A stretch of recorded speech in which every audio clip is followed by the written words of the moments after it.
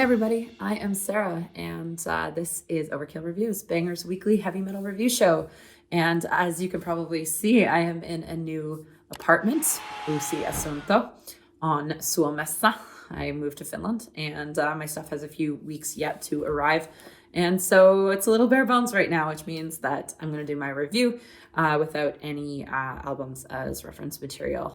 All right, so this week, pretty pumped on my review because I'm reviewing the highly anticipated debut album by an American black metal band whose debut EP hit my best albums of the year list for 2020.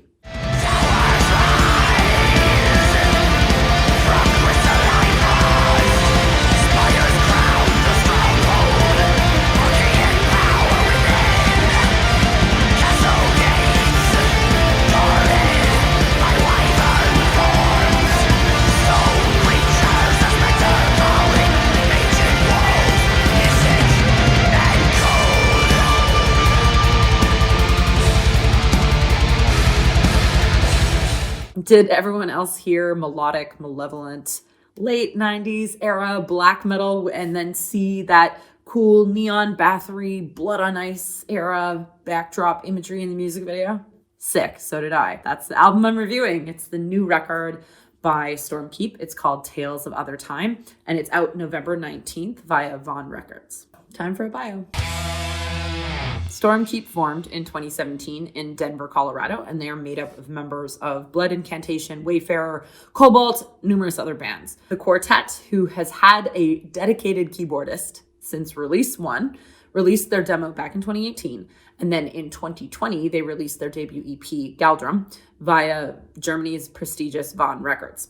That EP completely exploded, and shortly after release, Discogs copies were going for way more than they should have. Since release, that EP has actually been repressed already 3 separate times, which makes me feel very, Lucille Bluth on behalf of the band. Good for her. So underground metal magazines and blogs gave the debut EP mostly glowing reviews, aside from a few pointed jabs about the production, and one listen to Galdrum should explain exactly why. I mean, this is a very specific, loving recreation, homage, what do you want to call it, to late 90s era Norwegian black metal. And when I say that, I think of artists like Winder, Olver, Dimmu Borgir, and Emperor. So, and there's also a smattering of Summoning thrown in, but I know that they're not Norwegian. But for me personally, this album really felt reminiscent of 2 albums that were really important to me in high school, which was Dimmu Borgir's Enthroned Darkness Triumphant from 1997, and then Olver's Natten's Madrigal, also from 1997. It's just black metal that really hits you like right between the eyes. It's very epic. It's malevolent. It's swirling. It's huge. It's got this like very symphonic kind of feel to it before actual symphonies started getting integrated into, some black metal. But for those reasons, the hype for this release, I think, was quite high, not just for myself, but for a lot of people. So how does Tales of Othertime stack up? Let's find out. Okay, let's start by talking about the best parts, because I think it's relevant to mention that the pacing of this album really improved between the EP and the full length. Tales of Othertime actually has excellent pacing with ebbs and flows, and it fuses, black metal with dungeon synth and with these atmospheric elements to strong impact. And the EP did that as well. But in contrast, Galdrum ended on this like beautiful kind of morose synth note with the song Lost in Mystic Woods and Cursed Hollows. And while I like that synth track, it made me want to listen to more synth and dungeon synth, not more black metal. And I think with the organization on this record, instead of doing it that way where the beautiful instrumental stuff is at the end, they put their beautiful little acoustic ditty as track 5. It's called An Ode to Dragons, and it leads into the album closer, which is called Eternal Majesty Manifest. And this song is fucking crushing. It's great. It's a huge epic fantasy battle between wizards and witches and dragons. And It's great, and it might even be the best song on the album, although Serpent's Stone, which is the music video that you saw at the beginning, is another strong contender. So to summate, I started at the ending because I personally think that pacing is really important. And in the case of extreme metal in particular, I almost always want the closer to leave the album on like a fist-pumping note. And this closer left me wanting more Stormkeep, and the EP closing track made me want to listen to more Dungeon Synth, which is what I said already. But of course, Stormkeep's got that in their sound. They got the Dungeon Synth, but it didn't really fit the release as a closer on the EP. So kudos to the band for changing that up. I think it was a calculated decision, and it worked. Killer buds. So now let's talk about the rest of the album and what works. So Stormkeep really integrates multiple vocal styles in this release. For example, on the opening track, The Seer, about 7 minutes in, you're treated to this harsh screaming vocals against these big clean vocals. And there's a similarly strong juxtaposition of vocals on track 4, which is The Serpent's Stone, which I've mentioned already, around the 4-minute mark. And this juxtaposition of different types of like vocal styles really contributes to the big swirling epic fantasy vibe of this band, because you get the sense that multiple characters are being voiced with these different vocal styles. And they use that effect again on album closer Eternal Majesty Manifest. And it's after the 6-minute mark. And I'm not sure if it's a heavily distorted sample or if it's just an homage to this specific thing. But it's a woman's voice, and she starts screeching like an evil queen. Like, think Gladriel in Lord of the Rings. Not dark, but beautiful and terrible as the dawn.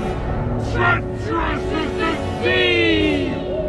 Stronger than the foundations of the earth. Now, just listen to this segment of Eternal Majesty Manifest.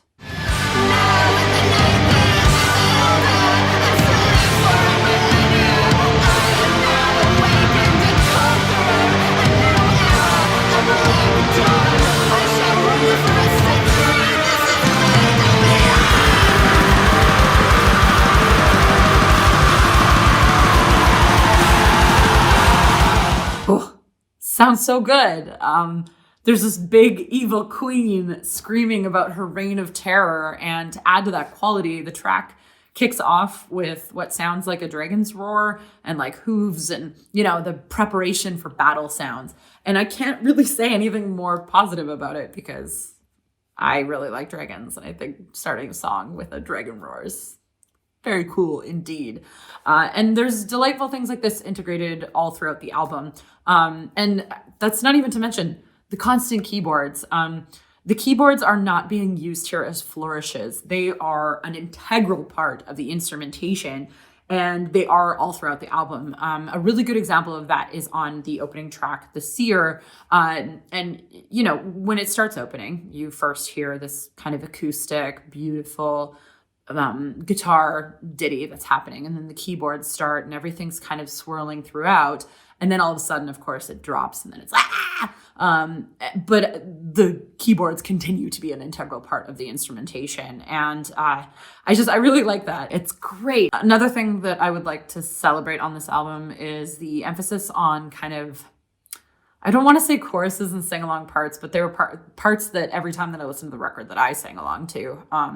Case in point, on The Serpent's Stone, about 2 minutes and 49 seconds in, you get this apex magic moment where he's like, black magic reckoning! And every time, my poor husband, I scream along to it every time I listen to this record. And yeah, I think this band just really nails everything. I guess that's probably not the best thing to say in a review, but they really nailed it. This whole album had me just a little too excited. So there it is. Okay, so now we're supposed to talk about the worst parts. And I have to admit, if you're kind of stuck in looking at black metal as this like edgelord bastion of hate with like utterly terrible production, and you're like a grim basement necro, like whatever the fuck, who only buys first presses, and that are worth, you know, more than someone's life, and you're self-professed like apolitical and about Nazis because of the riffs, then you're probably gonna think this album is fucking lame, and you probably also think I'm lame, and you probably hate Banger too, so sorry. I think this album's really strong. I think it's gonna convert a lot of people. I think a lot of metal fans have kind of like gotten a little bored of black metal, just because it tends to have like pretty strict confines. And while the album does operate within strict confines, it does it in this like very exciting, comforting, kind of awesome, loving way. And it's like, it's very comforting and it's anthemic and it feels authentic to the source, but in a way that's like almost kind of life affirming, which is a little surprising. But yeah, I wouldn't be surprised if this hits multiple best of 2021 lists. And for all those reasons, I'm giving it 4.5 skulls out of 5 here on Overkill Reviews. For the first shout out, this is another one of my favorite albums of 2021. It is the debut album by United States epic heavy metal band Morgul Blade. It's called Fell Sorcery Abounds, and it's like Venom on adventure mode, and it's great. Next up, Swedish doom metalers Count Raven are finally back, baby. We talked about Stormkeep being comforting. Well, Count Raven are incredibly comforting as well. This is the Aussie side of doom. Next up is a release that's in a similar vein to Stormkeep in that it's also heroic black metal. There's the new album by Nocturnal Wanderer. It's called Gift of Night. It's available on Bandcamp now. Another release that I wanted to talk about is the new album by Australian true doom metal outfit Lucifer's Fall. The album is called 3 from the Deep. Coupled with Morgul Blade and Stormkeep and Spectral Wound, you've got my favorite albums of 2021. Ha! You thought I was finished? No, I talk forever. For fucking ever.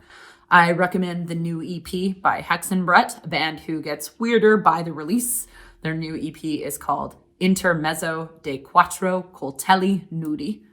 And after that, I recommend the new album by 40 Watt Sun. It is called Perfect Light, helmed by Patrick Walker. 40 Watt Sun is hardly even remotely heavy metal anymore, but the project makes the saddest of the sad boy music, and I love it.